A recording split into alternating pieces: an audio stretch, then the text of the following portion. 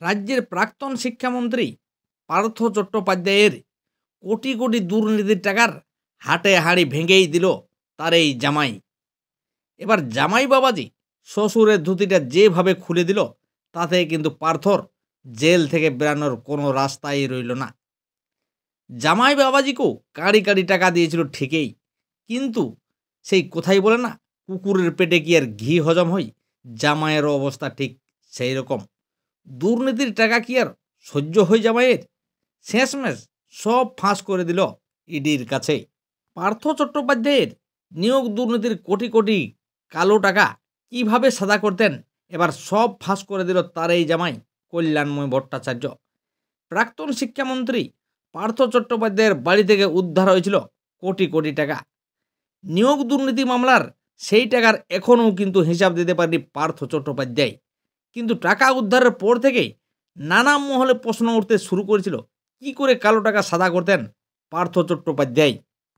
নিয়োগ দুর্নীতি মামলার পঞ্চম অতিরিক্ত চার্জশিট আদালতে জমা দিয়েছে কেন্দ্রীয় সংস্থা, আর সেখানে উল্লেখ করা হয়েছে তার জামাইয়ের বয়ান অনুযায়ী ইডি চার্জশিটে দাবি করছেন পার্থ চট্টোপাধ্যায় বিভিন্ন সময় বিভিন্ন লোকজনকে নগদে টাকা দিতেন, আর সেই টাকাই আবার ফিরে আসতো তার স্ত্রীর নামে তৈরি ট্রাস্টে।